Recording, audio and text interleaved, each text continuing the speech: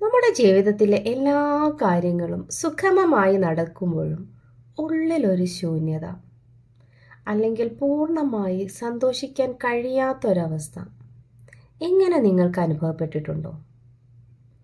നമ്മുടെ ഇപ്പോഴത്തെ ജീവിതത്തിൽ പൂർണ്ണ സംതൃപ്തിയിലും സന്തോഷത്തിലുമാണോ നിങ്ങളുള്ളത്? നമ്മുടെ ജീവിതം എന്ന് പറയുന്നത് സുഖദുഃഖ സമ്മിശ്രമല്ലേ? എപ്പോഴും സന്തോഷമായിട്ടിരിക്കാൻ കഴിയുമോ എന്നായിരിക്കുമല്ലേ നിങ്ങളുടെ ചോദ്യം.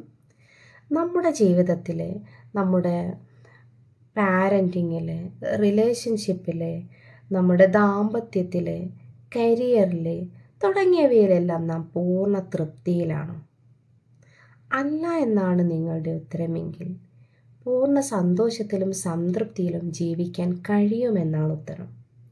നമ്മുടെ ദാമ്പത്യത്തിലും പാരൻറ്റിങ്ങിലും കരിയറിലും റിലേഷൻഷിപ്പിലുമെല്ലാം പൂർണ്ണ തൃപ്തിയിലും ഹാപ്പിയിലും ജീവിക്കാൻ പ്രാപ്തമാക്കുന്ന വർക്ക്ഷോപ്പാണ് ആൽക്കമി ലൈഫ് ട്രാൻസ്ഫോർമേഷൻ വർക്ക്ഷോപ്പ്.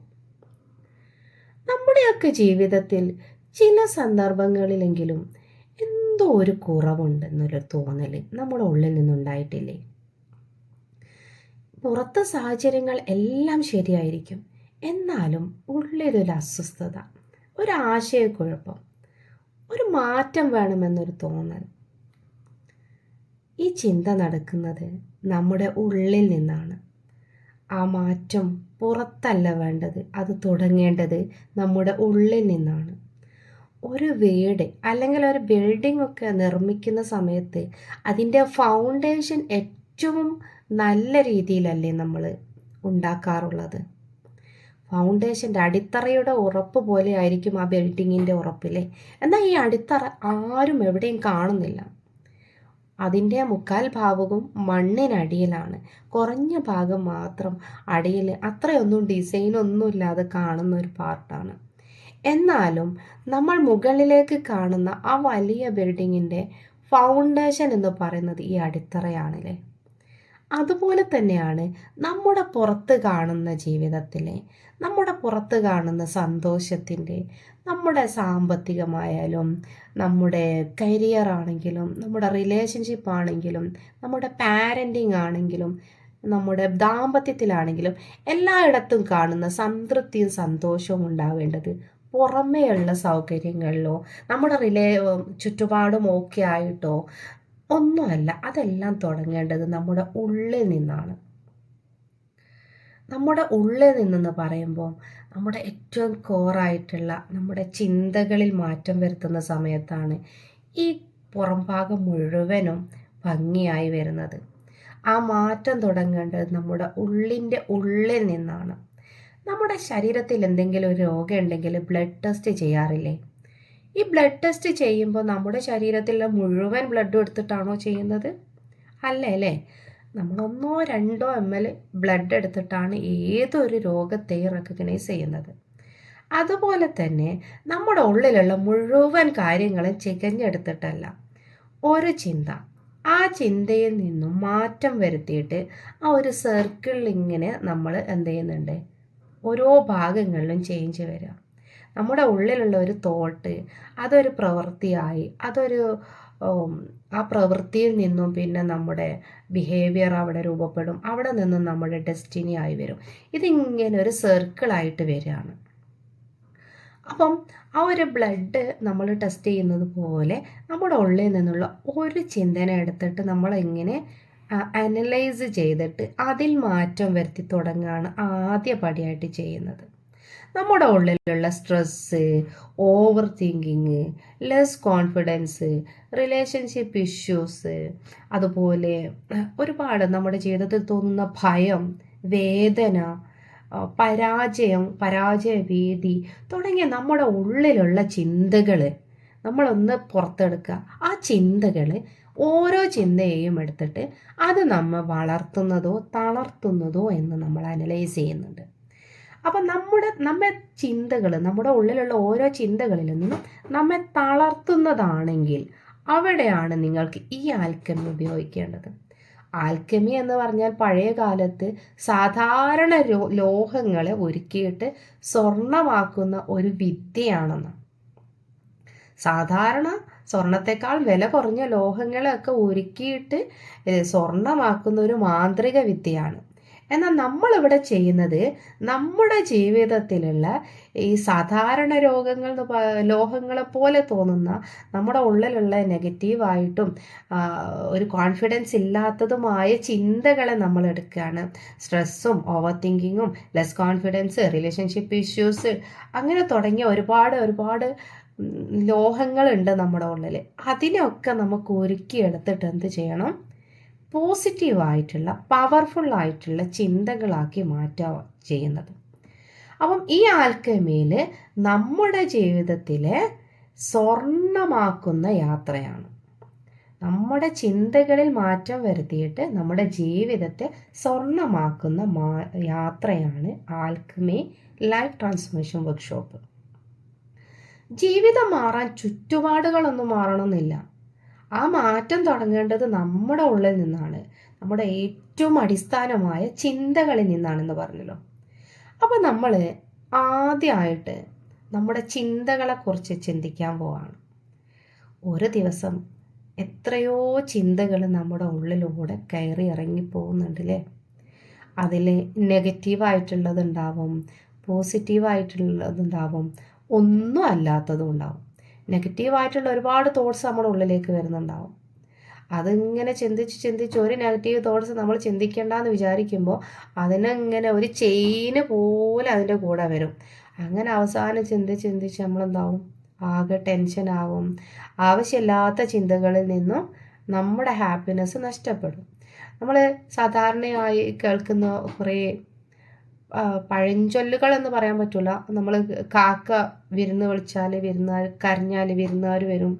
അപ്പോൾ അതുപോലെ തന്നെ ചില സ്വപ്നങ്ങൾ കണ്ടാൽ അത് ഫലിക്കുന്ന സമയങ്ങൾ കൊണ്ട് അതിങ്ങനെ വരും. അങ്ങനെ കുറേ വിശ്വാസങ്ങളുണ്ടാകും നമ്മുടെ ഉള്ളിൽ അടിയുറച്ച് പോയിട്ടുള്ള. അപ്പം ഇത്തരം വിശ്വാസങ്ങളിൽ എന്തെങ്കിലുമൊക്കെ നമ്മുടെ ലൈഫിൽ സംഭവിക്കുകയാണെങ്കിൽ എന്തായിരിക്കും? അതിനെ ചുറ്റിപ്പറ്റിയായിരിക്കും അന്നത്തെ നമ്മുടെ ചിന്ത. അല്ലെങ്കിൽ നമ്മുടെ ഉള്ളിൽ എന്തെങ്കിലുമൊക്കെ സംശയങ്ങൾ വരും.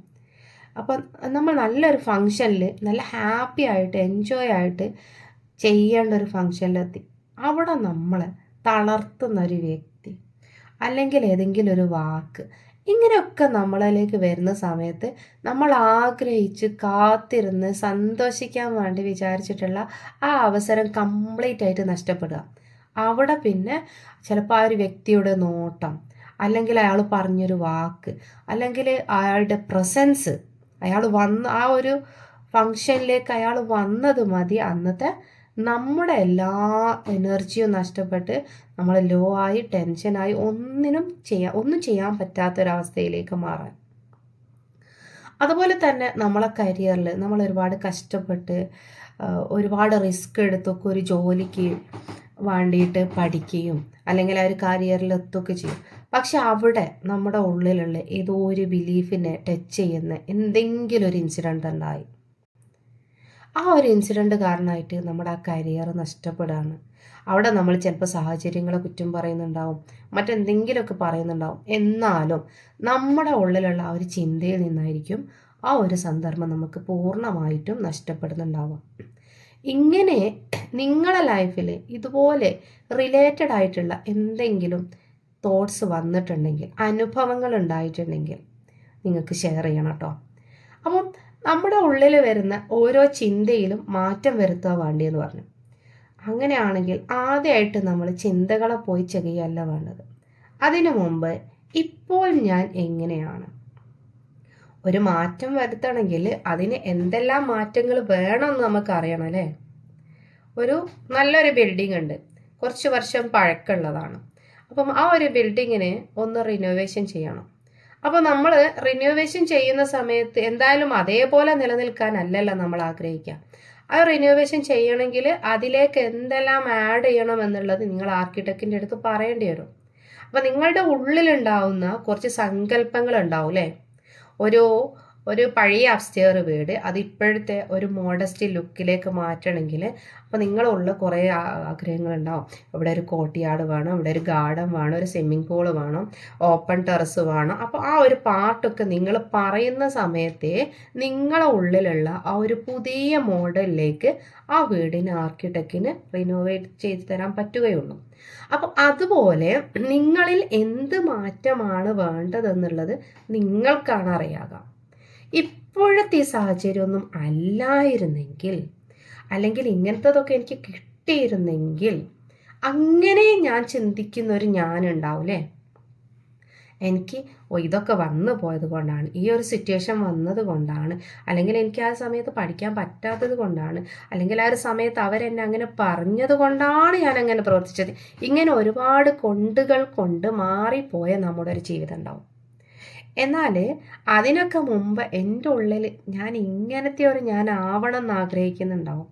അപ്പോൾ മക്കളോട് നമ്മൾ എപ്പോഴും വഴക്ക് പറയുന്നുണ്ട്.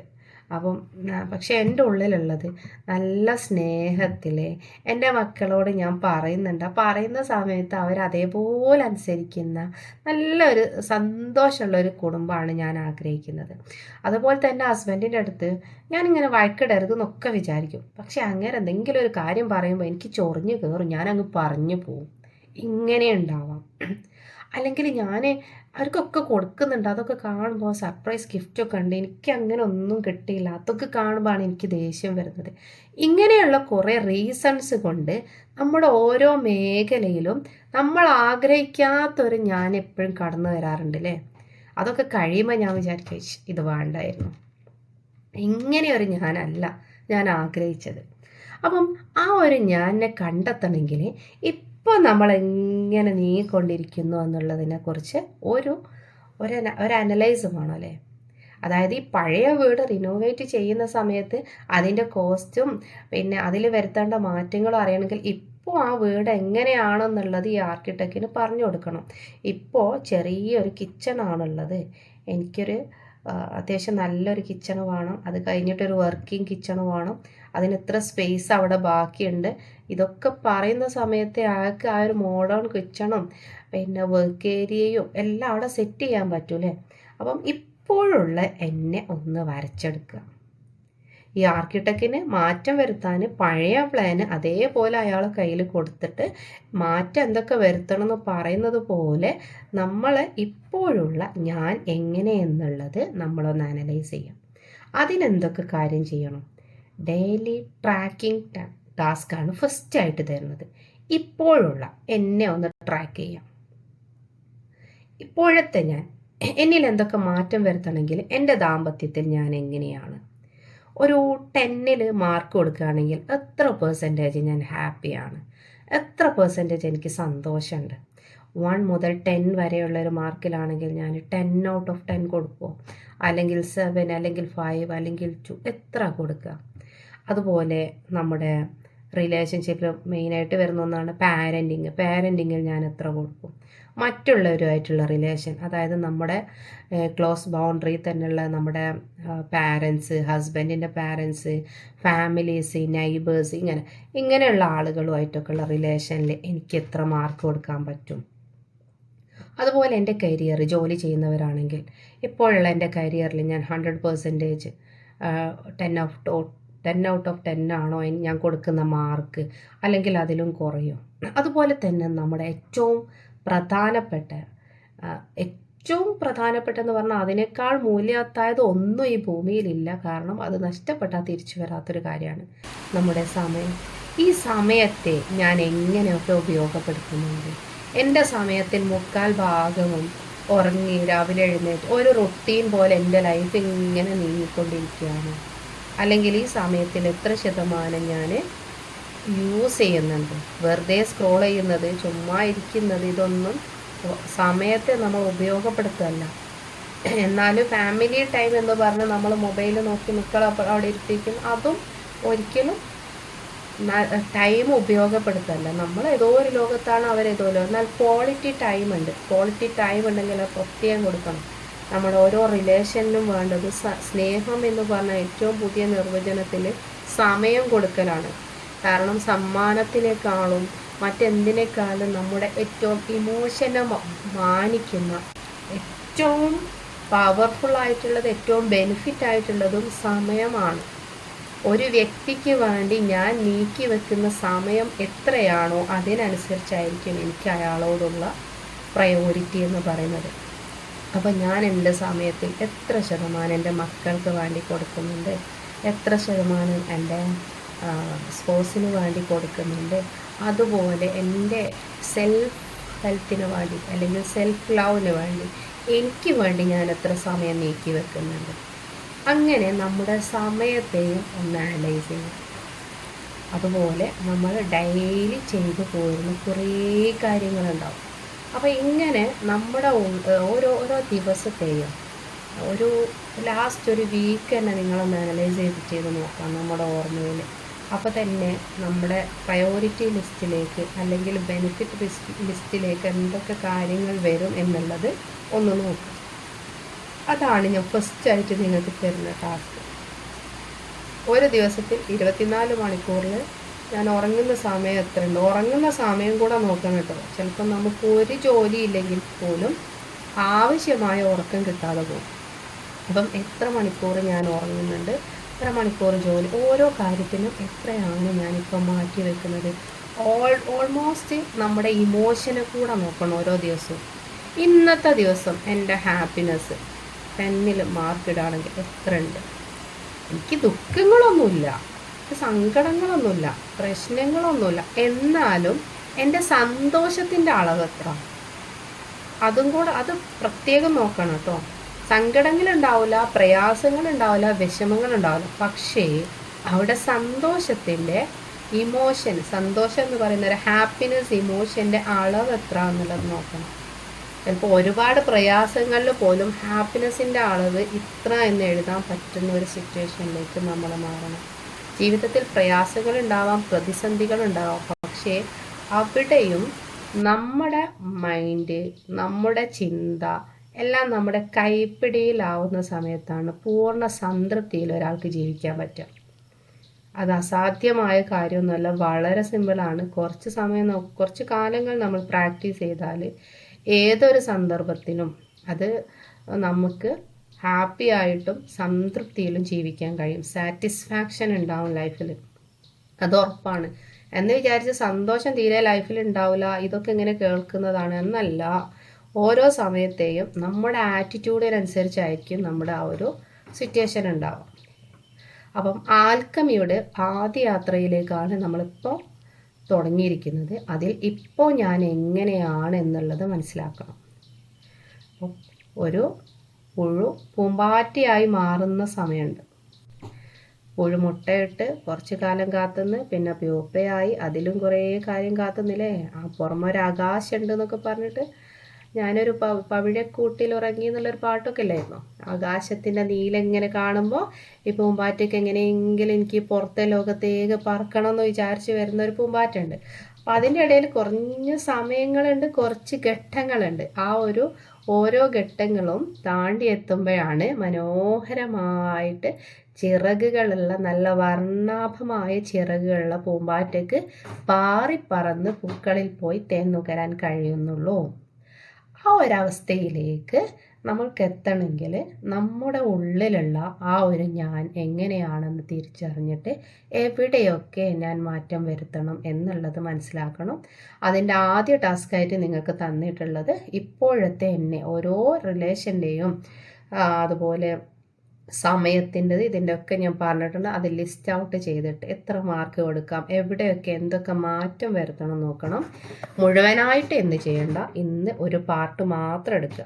ഇന്നൊരു സമയമാണെങ്കിൽ എൻ്റെ സമയത്തെ ഞാൻ എങ്ങനെ ഉപയോഗപ്പെടുത്തി, ഫസ്റ്റ് ടൈം നമ്മൾ ചെയ്യേണ്ടത് അത്. ഡേ 1 എൻ്റെ സമയത്തെ ഞാൻ എങ്ങനെയാണ് ഇന്ന് ഉപയോഗപ്പെടുത്തിയത്. രണ്ടാമത്തെ ദിവസം നമുക്ക് നമ്മുടെ റിലേഷൻ നോക്കാം. റിലേഷനിൽ എന്തെല്ലാം മാറ്റങ്ങൾ വരുത്തേണ്ടതുണ്ട്, അതിനനുസരിച്ച് ബാക്കി കാര്യങ്ങൾ വീണ്ടും പറഞ്ഞുതരാം. അതുപോലെ ഓരോ കാര്യത്തിലും നമുക്ക് ഇന്ന് മാർക്ക് കൊടുക്കാം. ആദ്യത്തെ ദിവസം നമുക്ക് സമയത്ത് തന്നെ എടുക്കാം. സമയത്തെ എങ്ങനെ ഉപയോഗപ്പെടുത്തിയിട്ടുണ്ട്, കഴിഞ്ഞ ഒരാഴ്ചയായിട്ട് എൻ്റെ സമയം എങ്ങനെ പോയിക്കൊണ്ടിരിക്കുന്നു എന്നുള്ള കാര്യങ്ങളൊക്കെ നമ്മൾ ഒരു ബുക്ക് എടുത്തിട്ട് എഴുതി വെക്കുക. അതിന് നിങ്ങളൊരു പേര് തന്നെ കൊടുത്തോ, ആൽക്കമി ലൈഫ് ട്രാൻസ്ഫോർമേഷൻ. വില കുറഞ്ഞ ലോഹങ്ങളെ ഒരുക്കി സ്വർണ്ണമാക്കുന്നത് പോലെ നമ്മുടെ ഉള്ളിലുള്ള പൊട്ടൻഷ്യൽ ഉപയോഗിച്ച് നമ്മുടെ ചിന്തകളെ സന്തോഷവും സംതൃപ്തിയുമുള്ള സാറ്റിസ്ഫൈഡ് ആയിട്ടുള്ള ഒരു ലൈഫിലേക്ക് മാറ്റാനുള്ള ആൽക്കമിയാണ് ഇപ്പം നിങ്ങളെ കയ്യിലുള്ളത്. ആ ബുക്കിന് നന്നായിട്ടൊരു പേര് കൊടുക്കുക. ഫസ്റ്റ് ചാർട്ട് തന്നെ എൻ്റെ സമയം, ഞാൻ എപ്പോഴത്തെ ഞാൻ എന്ന് എഴുതിയിട്ട് വേണം എഴുതാൻ. എൻ്റെ സമയത്തെ ഞാൻ ഇങ്ങനെയൊക്കെയാണ് ഉപയോഗപ്പെടുത്തുന്നത്. ഒരുപാട് നെഗറ്റീവ്സ് ഉണ്ടാവും, പക്ഷേ അവിടെ സ്റ്റോപ്പ് ചെയ്യരുത്, നിങ്ങൾ എഴുതാൻ തുടങ്ങാം. Okay, thank you.